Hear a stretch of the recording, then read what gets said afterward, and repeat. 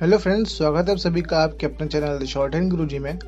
तो आज की वीडियो में हम बात करेंगे स्पेशली उनके लिए जो कि स्किल टेस्ट जाने से पहले बहुत ज़्यादा टेंशन में रहते हैं, बहुत ज़्यादा कंफ्यूजन में रहते हैं कि इसकी स्ट्रेटजी क्या बनाएं, कैसे तैयारी करें, कितने डिक्टेशन लिखें, कहाँ से डिक्टेशन लिखें और किस स्पीड में डिक्टेशन लिखें। बहुत सारी प्रॉब्लम्स रहती है, किस टाइप के डिक्टेशंस आते हैं। तो ये सारे क्वेश्चंस आप लोग जो पूछते रहते हैं, तो मुझे लगा कि एक वीडियो बनानी चाहिए। स्पेशली हमारे भाई पारस जैन जी ने ये कमेंट करके पूछा था कि सर कोई स्ट्रेटजी बताइए कि कैसे हम तैयारी करें स्किल टेस्ट की। तो ये वीडियो उन्हीं को डेडिकेटेड है, उनको हाई कोर्ट की स्किल टेस्ट के बारे में जानकारी चाहिए। लेकिन इस वीडियो के माध्यम से मैं कहीं भी जो भी डिपार्टमेंट एग्जाम कराते हैं, चाहे एसएससी हो, हाई कोर्ट हो या कोई भी और डिपार्टमेंट हो, सब में स्किल टेस्ट आप जाने जाते हैं। तो जैसे कौन कौन सी प्रिपरेशंस होती हैं, क्या क्या तरीके होते हैं, जो भी टिप्स है, ट्रिक्स है, मैं सब आप लोग को बताने वाला हूँ इस वीडियो में। तो चलिए स्टार्ट करते हैं आज की वीडियो।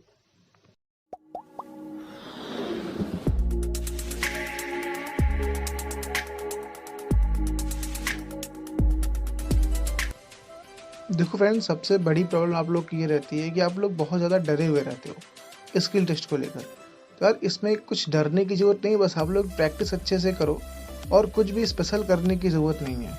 हाँ, बस कुछ सावधानियाँ हैं जो आप लोग को देखनी पड़ेंगी और बरतनी पड़ेंगी। कुछ बहुत ही छोटी छोटी सावधानियाँ हैं जो आपको ध्यान देने की ज़रूरत है, लेकिन वो बहुत ज़्यादा हेल्पफुल होंगे। देखिए, सबसे पहले क्वेश्चन ये आता है कि सर डिक्टेशन हम कहाँ से लिखें, मतलब लीगल डिक्टेशन लिखें या फिर न्यूज़पेपर का डिक्टेशन लिखें, एस्से लिखें या फिर किसी के ऊपर बायोग्राफी का डिक्टेशन लिखें। तो देखिए, सबसे बड़ी चीज़ तो ये होती है कि आपको पहले ये देखना होगा कि आपका एग्ज़ाम कहाँ से है। आप हाई कोर्ट का एग्ज़ाम दे रहे हैं या फिर एसएससी का एग्ज़ाम दे रहे हैं या फिर जो है आप स्टेट लेवल किसी डिपार्टमेंट का एग्ज़ाम दे रहे हैं, तो आपको देखना पड़ेगा कि आप एग्ज़ाम कहाँ का दे रहे हैं। लेकिन फिर भी जैसे आप मान लीजिए हाई कोर्ट का एग्ज़ाम दे रहे हैं, तो आपके मन में रहेगा क्या मैं सिर्फ और सिर्फ लीगल डिक्टेशन की प्रैक्टिस करूं। तो जाहिर सी बात है, अगर हाई कोर्ट का एग्ज़ाम है तो उसमें लीगल डिक्टेशन की प्रैक्टिस आपको बहुत ज़्यादा करनी होगी।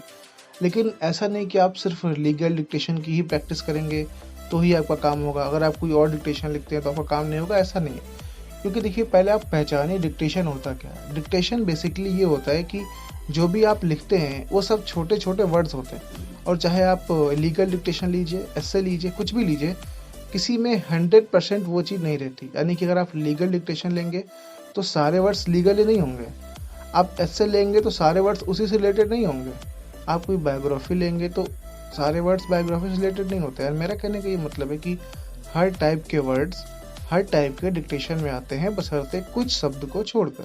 तो मेरा जो मानना है, मेरा जो पर्सनल ओपिनियन है शॉर्ट हैंड के स्किल टेस्ट में डर खत्म करने के लिए, सबसे पहले ये है कि आप अगर हाई कोर्ट का एग्ज़ाम दे रहे हैं तो लीगल डिक्टेशन की जो भी लीगल वर्ड्स होते हैं उनकी एक बढ़िया सी छोटी सी नोटबुक आपके पास होनी चाहिए, जिसमें सारे लीगल वर्ड्स लिखे होने चाहिए और सब की आउटलाइन परफेक्टली आप बना पाएँ और अच्छी स्पीड में बना पाएँ। जैसे मैंने आपको पहले भी कई वीडियो में बताया है, शायद अब वो वीडियो पुरानी हो गई होगी तो कम वॉच करते लोग, बट उसमें मैंने यही बताया कि अगर आप शॉर्ट हैंड लिख रहे हैं तो आपके पास एक नोटबुक होनी चाहिए जिसमें सिर्फ और सिर्फ आउटलाइंस लिखेंगे आप, और ऐसी आउटलाइन लिखेंगे जो आपको नहीं आती या फिर आपने पहली बार सुना है। उसकी प्रैक्टिस मोस्ट इम्पॉर्टेंट है। डिक्टेशन की प्रैक्टिस इसलिए होती है कि आप कोई वर्ड स्केचिंग कितनी स्पीड में करते हैं, इसकी प्रैक्टिस आपकी डिक्टेशन से होती है। आप लिखते कितना अच्छा है, इसकी प्रैक्टिस आपको डिक्टेशन से होती है।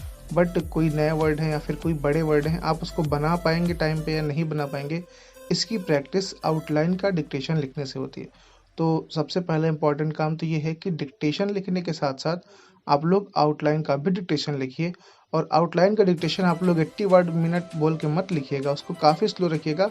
मतलब इतना रखिएगा कि बस आप लिख लें उसे। जैसे आप शुरू में नहीं लिख पा रहे हैं तो आप उसको स्लो करके बोलिए। जब आप उसकी अच्छे से प्रैक्टिस कर लें तो आप आउटलाइन के डिक्टेशन की स्पीड बढ़ा सकते हैं। यार ओवरऑल मेरा कहने का ये मतलब है कि सिर्फ डिक्टेशन की प्रैक्टिस से काम मत करिए, आप लोग थोड़ा सा आउटलाइन भी लिखिए, क्योंकि जितने ज़्यादा वर्ड्स की आउटलाइन आप बना पाएंगे आपके लिए उतना अच्छा रहेगा स्किल टेस्ट में, और उतना ज़्यादा आप टेंशन फ्री और रिलैक्स रहेंगे। क्योंकि आपने सिर्फ डिक्टेशन की प्रैक्टिस नहीं की है, अलग से आपने कठिन शब्दों को इकट्ठा करके उन सभी की आउटलाइन बना रखी है। तो आपके अंदर एक अलग सा कॉन्फिडेंस रहेगा, बाकी स्टूडेंट से एक अलग कॉन्फिडेंस रहेगा। आप डिक्टेशन की प्रैक्टिस भी किए हुए हैं, आउटलाइन की प्रैक्टिस भी की हुई है। सबसे बड़ा मेन फैक्टर तो ये है। और दूसरी एक और सावधानी आप लोग बरतिए। जैसे आप लोग रिटन एग्जाम की तैयारी करते हैं तो आप लोग वोकैब्स कब याद करते हैं? जाहिर सी बात है, सुबह उठ के जब अपना स्टडी आप स्टार्ट करते हैं तो सबसे पहले सब लोग या तो न्यूज़पेपर लेते हैं या फिर आप इंग्लिश की वोकैब्स लेते हैं। यानी कि मॉर्निंग शिफ्ट कीवर्ड्स को याद करने के लिए बहुत अच्छा माना जाता है। तो अगर आप स्किल की तैयारी कर रहे हैं तो जाहिर सी बात रिटन की तैयारी आप नहीं कर रहे होंगे। तो अगर आप रिटन की तैयारी नहीं कर रहे हैं तो जैसे आप वोकैब की तैयारी करते थे मॉर्निंग में सबसे पहले, वैसे आप आउटलाइन की तैयारी करिए। डेली 50 आउटलाइन करिए। फिर जैसे कल आपने आज 50 आउटलाइन की प्रैक्टिस कर ली, वो नए वर्ड्स थे। दिन भर में जब आपको टाइम मिल रहा है, कहीं डिक्टेशन में, न्यूज़पेपर में, या फिर आपके पास कोई मैगजीन है, कहीं से भी आपने 50 आउटलाइन नोट कर ली अपनी, जो उस दिन की न्यू रहेगी। फिर दूसरे दिन सुबह आप उसकी फिर से प्रैक्टिस करिए। तो इस तरीके से आप डेली 50-50 करेंगे तो बहुत ज़्यादा हो जाएगा। हाँ, फिर जब नेक्स्ट डे करिए तो आप पुरानी 50 आउटलाइन की आप प्रैक्टिस एक बार कर लीजिए कि जो कल मैंने बनाई थी क्या हम अच्छे उसको बना पा रहे कि नहीं। और आउटलाइन की प्रैक्टिस जब आप करिएगा तो ये नहीं कि बस एक बार लिख लिया बस हो गया। जब तक आप उसको अच्छे से ना बना पाएँ, आपके अंदर कॉन्फिडेंस ना आ पाए कि हाँ, अगर ये कहीं भी आउटलाइन आती है तो मैं इसको ईज़िली डन कर पाऊँगा, तब तक आप उसकी प्रैक्टिस करते रहिए। और इसको एकदम रिलैक्स माइंड से करना है और कुछ भी आपको करने की ज़रूरत नहीं है। देन आप इसको आधे घंटे, 1 घंटे जितना भी आपके पास टाइम हो मॉर्निंग में प्रैक्टिस करिए, आउटलाइन की सिर्फ करिए। उसके बाद आप थोड़ा-सा रेस्ट करिए। फिर जब आपको स्किल की प्रैक्टिस करनी हो दोपहर में, शाम को, जब भी आपका मन कहे और जितना आपका मन कहे, आप डिक्टेशन की प्रैक्टिस करिए। बट मॉर्निंग में ये बहुत ज़्यादा इंपॉर्टेंट है आउटलाइन की प्रैक्टिस। अब मैं पूरी वीडियो में सिर्फ आउटलाइन की प्रैक्टिस की बात कर रहा हूँ, तो आप लोग को शायद अंदाज़ा लग जाना चाहिए कि मैं कितनी इंपॉर्टेंट बात बता रहा हूँ आउटलाइन के लिए।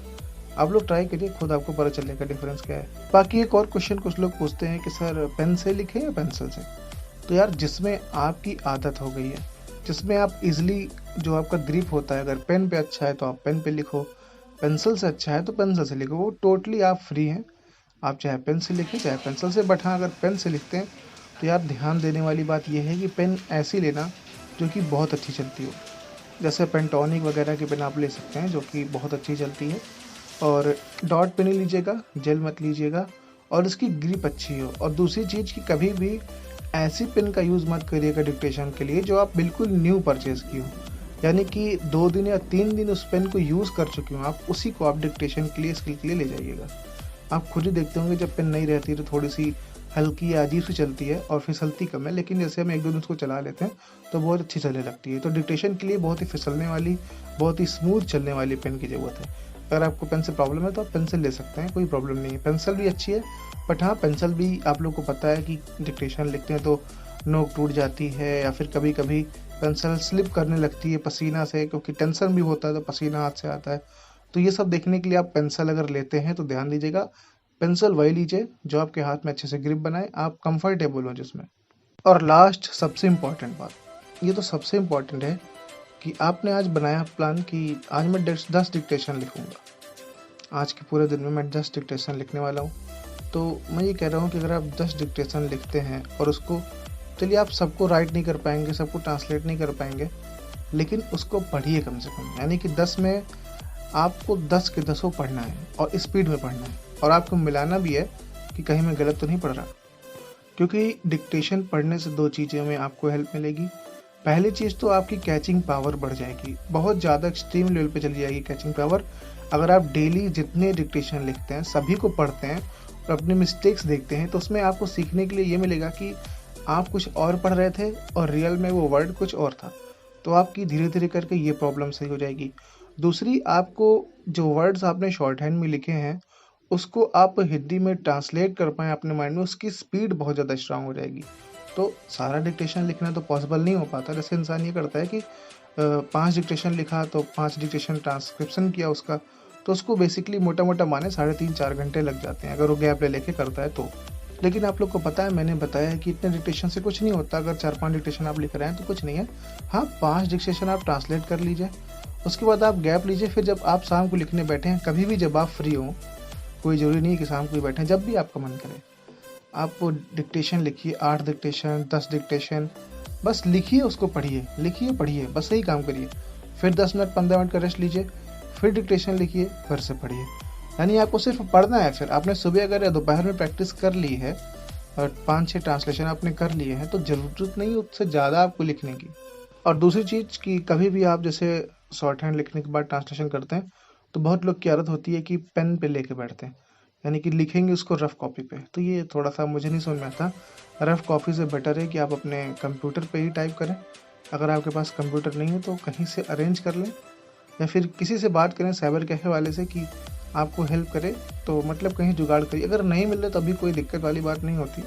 टाइपिंग आप कर रहे हैं तो स्पीड अच्छी होगी, लेकिन अगर आप हर डिक्टेशन ट्रांसलेट करने के बाद टाइप करेंगे तो वो ज़्यादा बेटर होता है आपकी ट्रांसलेट करने के बाद पेन से लिखेंगे उससे।